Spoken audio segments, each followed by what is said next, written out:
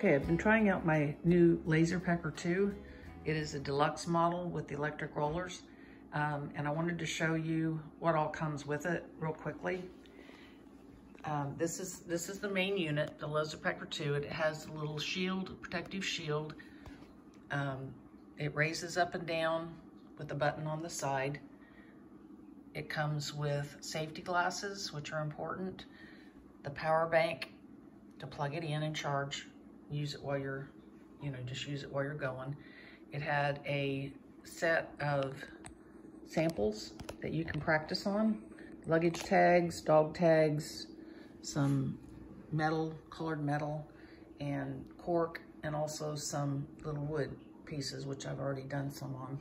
It has all the cords that come with it, 2 brief manuals of how to use it. And then this is really cool. This is you can get this as an add-on. This is the electric rollers. And this can mount 2 different ways, which I'll demonstrate later. This actually goes underneath the machine and you can put round objects on it and it will turn as you laser them. You can also turn it over, have the rollers on the bottom, and do long objects like signs or whatever. And I've got a demo of that that you saw in the beginning there. And it also had this little power bank that comes with it. And that's super nice if you're doing anything outside or you want to take it along and be portable. You don't have to have a plug-in for it. And it's also great if you don't have an outdoor plug-in and you're working on something like I did my sign outside, because it was really a lot of lasering on wood and it, smoked somewhat. And also some things are a lot better to do outside because of the what you're using them on. It could be hazardous if you're breathing it. So that's something to take into consideration. Anyway, it took me just about a little less than 10 minutes to put it all together. It has pretty good instructions.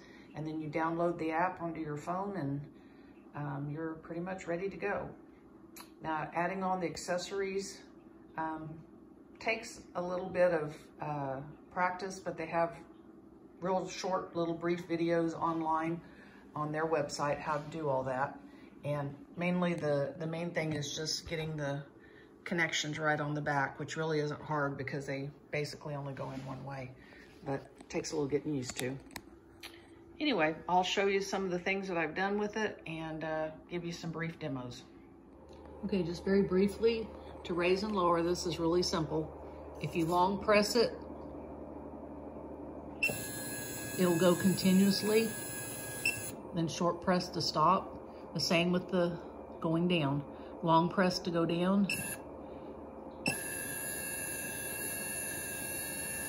Short press to stop. So when you get down close, you can just push it and it'll just go down a little at a time, I think 1 millimeter.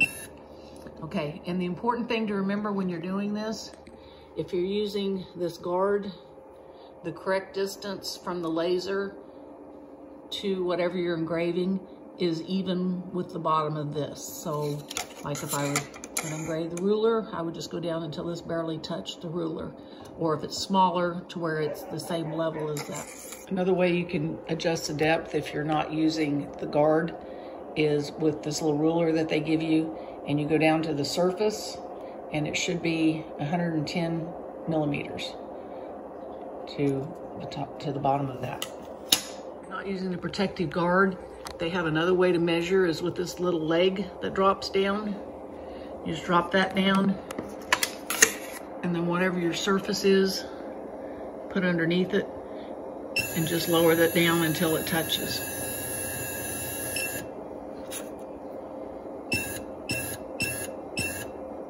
All right, just like that. That's all there is to it. That's pretty important because your laser has to be the proper distance or it won't be focused and it won't be as sharp or crisp. Okay, this is my test piece. And obviously this is the back of my slate I'm using for testing. I'm writing on them what resolution I used and also the percentage. This one I did 3%. It seemed like I got a little bit better definition on the detail stuff, and I put a little border around it. And now I'm going to try it doing it reversed, black to white, so it looks, instead of a negative, it looks like a positive. We'll see how that works. Okay, I don't know if you can see that or not, but there's the preview. I'm getting a lot of reflections, but you can see the little square outline.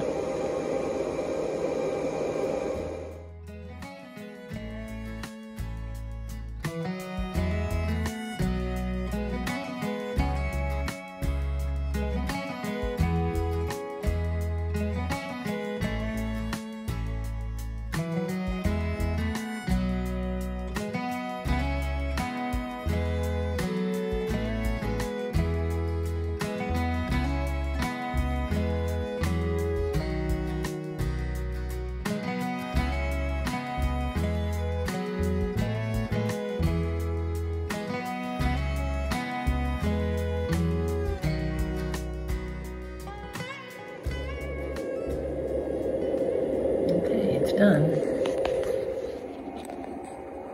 Here's the finished product. It looks really good. I think I like the reverse one. This one better than the other one on the slate. Shows up the pattern better. I might need to darken in my words a little bit more. It looks pretty cool. The words are rough like that because that's the, they're made that way on the type that I used. So if you're using a different, it won't have the raggedy edges, but that's the way this particular font was. Okay, now this is in the preview mode. As you can see, I've dropped this down to where the plastic cover is right at the level of the board that was underneath it. And then you can do the preview, and you have to turn up sometimes the light to be able to see it. It has a setting on there, you can turn it up. If you can't see it, just turn it brighter. And this way you can put your board in there and get it straight, and get it all centered up. Okay, the settings I used for this was 90 millimeters wide. It'll go up to 100, but my piece of wood is not quite wide enough to do that. And as you can see, it's going to be printing upside down from if you're looking at the front.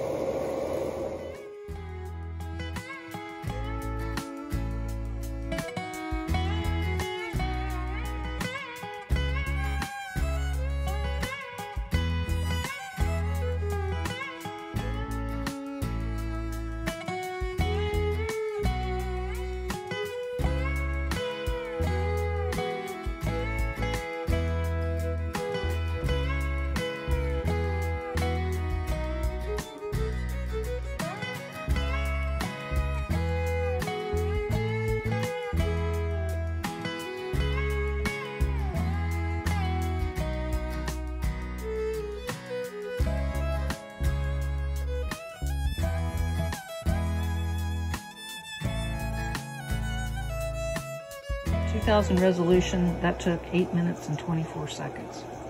As you can see, it's really detailed. It's really pretty. Another thing you can use this for is leather. And as you can see, it does a beautiful job on leather. This is just a scrap piece I had, but you can tell that you could, if you do leather work, you could put your logo on it, or you could personalize things, do patterns, you know, just up to your imagination. And one thing that's really nice too, I don't know if you've noticed, but I've been using their little portable power pack. This comes with the Pro version. It's made by Laserpecker, and it's so you can take it anywhere with you. Because this whole part here comes off, and I'll show you that in a minute too. But it also has a charging cord power pack that comes with it, and you can use this inside if you're not, you know, on the go. But one thing nice about the little portable one, if you don't have a plug-in outside and you're doing leather, or like earlier I was doing the big sign, it puts a lot of smoke in your house, and the leather really stinks. So it's nice to be able to take it with you and go outside and do it, even if you don't have a plug-in outside. Okay, another nice thing about this is that you can unplug this from the stand.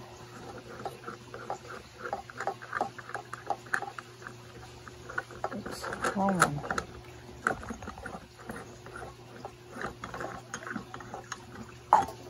take the whole unit off. I'm gonna have to take it over here so I can plug it in to power because my battery's just about gone. But you can take it with you and it is portable.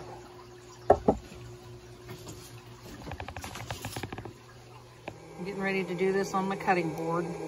I did a test on the back to see how hard the wood was, and then this is my preview setting, and I'm getting ready to laser it. As you can probably see, when I started this, I had it on 12, and it was going way too deep on the top, kind of almost catching it on fire. I did a test piece on the back, but the wood must be different a little bit on the front from the back. So I changed it to 6 on the depth and started it over again, so then it really burnt the top. But I guess this is a lesson learned. It would be easier to do it lighter, because as long as you don't move your Laserpecker, if it turns out too light, you can take another pass and it'll just go back over it and darken it up. So anyway, that's something to keep in mind if you're doing this on wood that you're not familiar with. Okay, so that's the demo of how to do the handheld. And like I said, it didn't do as well because I had the setting too deep. But as long as you don't move this, you can make it deeper.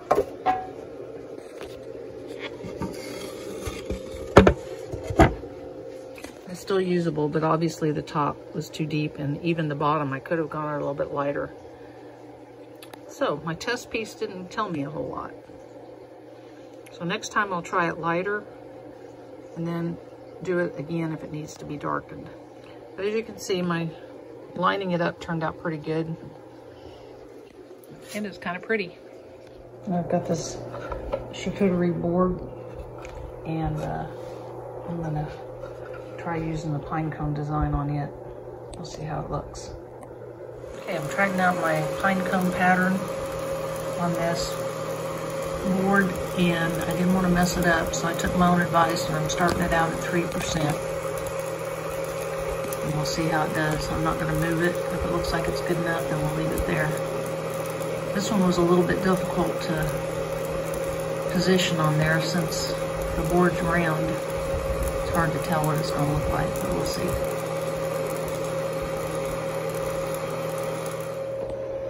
Okay, it looks like the pine needles turned out fairly good, but the lettering is not good. So I'm going to do it one more time. Okay, I've done a couple of these boards, and what I figured out is this outside ring of white is considerably harder than the interior part, because this has a really good deep etch on it. This one is not so much. This one's still pretty good, but as you can see, the first one I did, it barely etched the outside, and I'm afraid it would over etch if I turn up the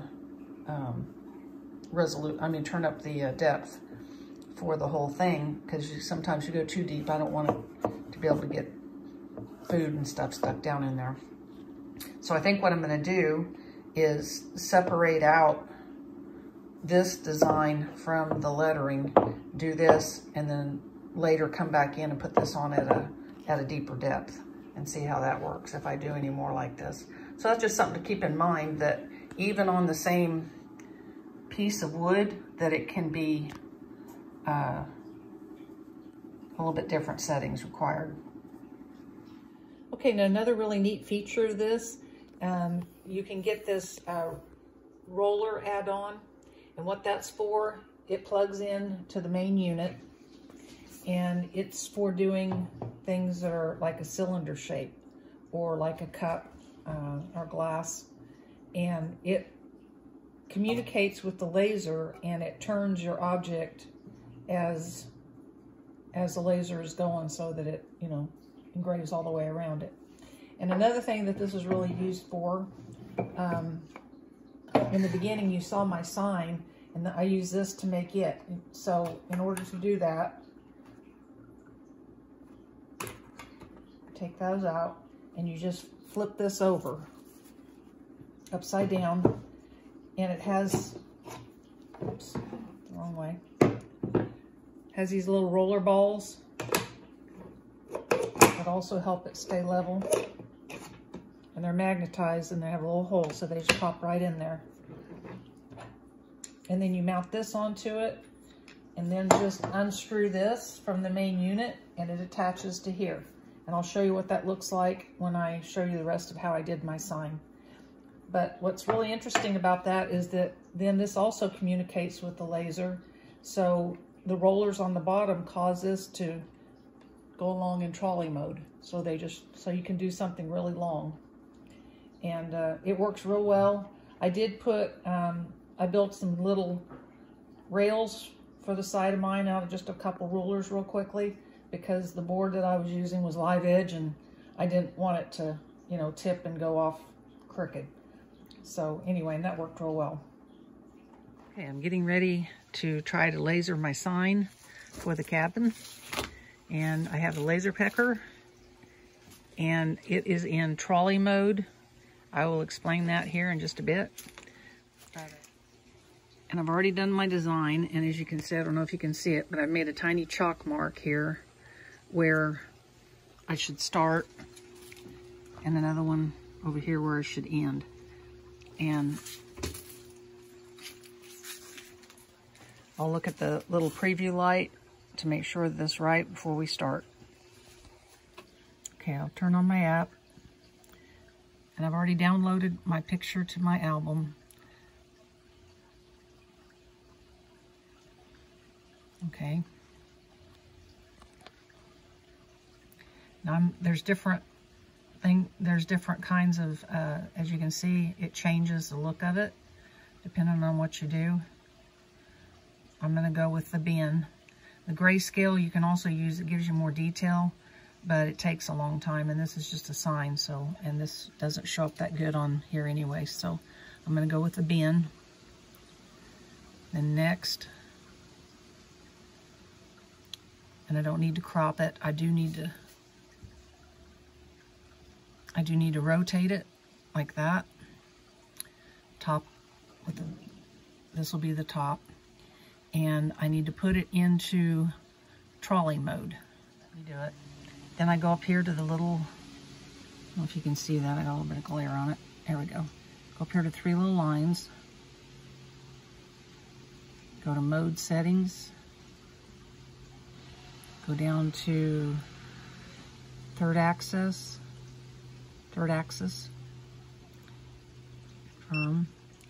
and enable the trolley mode. Then you go back.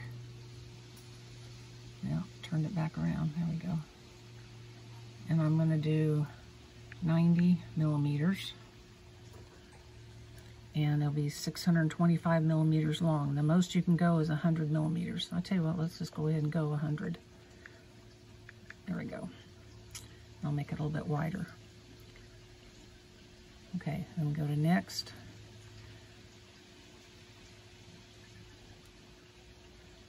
Okay, and we have to preview it. All right, so in order to preview it, you got to put your glasses on. Okay, I've got my glasses on, and now I'm going to hit the preview. And it has a warning to make sure you have your glasses on, and I do, so yes. Now, what that does is it puts a little laser line there to show you where your starting point is going to be and how wide it is. Now, I've already got this centered up with my legs, but if you don't, you can move that, and I have that already set on my chalk line, so it's ready to go. Now, if you want to, you can also have it continue going down your board, and it'll go all the way down and back. But I've got to put in my name, sign, and then go to next. And I'm doing this at 12%. I did some test pieces earlier on this particular type of wood. Normally you don't go that deep on wood, that much depth on a finer grain wood, but this one has got quite a bit of grain to it, and it showed up better when I did my test piece. So if you're using different kinds of wood, you might want to do a test piece on the actual wood you're using.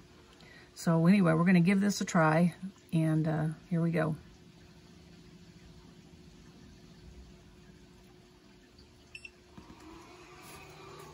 As you can see, it's really going along pretty good.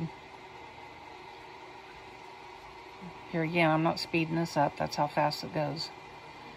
And of course it depends on the detail amount of quality that you set it for as to how quick it goes.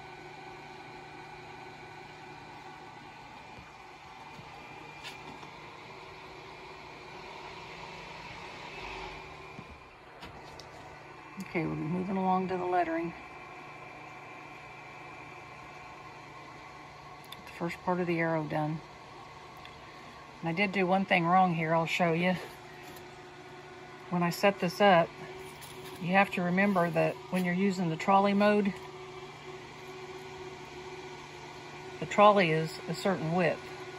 So I should have left my board a little bit longer that I was doing it on and cut it off later, so that it'd be long enough for the trolley to keep going on. I put some shims under it here, so we'll see how that works. But just a thought to remember for the next one.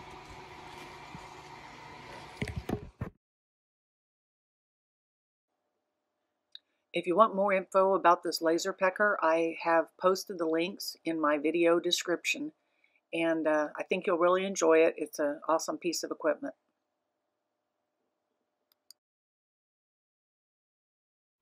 Okay, it's been 27 minutes.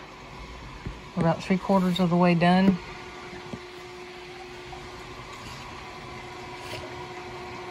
Let's get into the back part of the arrow.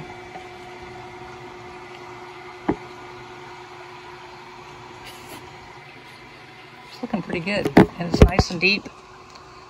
You can feel the engraving really well, so it's not going to wear off. So far, so good. Okay, it just finished. Took 34 minutes and 10 seconds. And this was 28 inches long. And of course, it's going to vary quite a bit depending on how much thickness you have and the amount of detail. But I think that turned out really nice. And we did make it to the end of our board. I have barely enough left. My board was right here. And there was the end of my engraving. So you need to allow at least like 3.5, 4 inches minimum, because the rollers are kind of about here in the middle and you don't want it to fall off the end when you're done engraving. I think this turned out pretty good, but I used a very low resolution picture for this. So if you want a higher quality, just increase the resolution on your source material. Here's another cool thing you can do. These are white tiles, or light color, they don't have to be white. But you paint them with white matte primer. You can use different brands. The important thing is to make sure that when you read the ingredients, that it has titanium dioxide.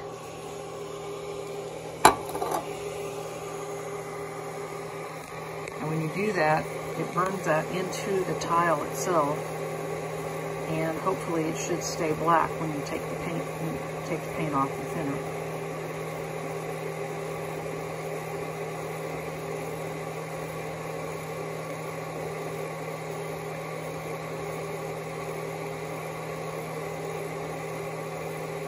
I did this on the pottery setting, which was 10%.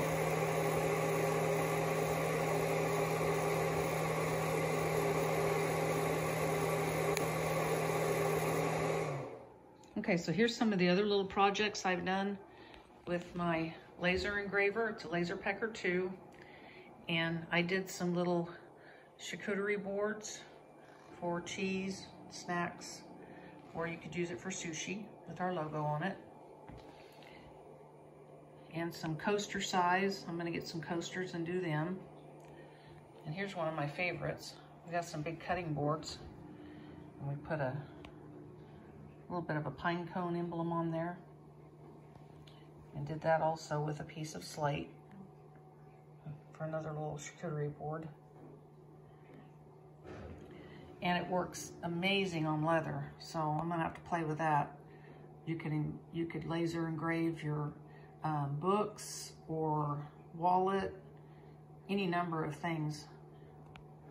And you could also, if you do leather projects, you can put your logo on it, or And then this was just kind of for fun. Here's my test pieces. I'm doing some popsicle stick deals for my garden because my labels always fade, and so these are engraved into it, so I thought that would be fun.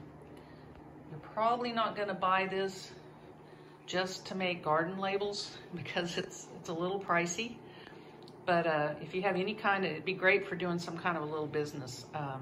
I've seen people do like little refrigerator magnets with sayings on it, and one of the advantages of this is it's super fast.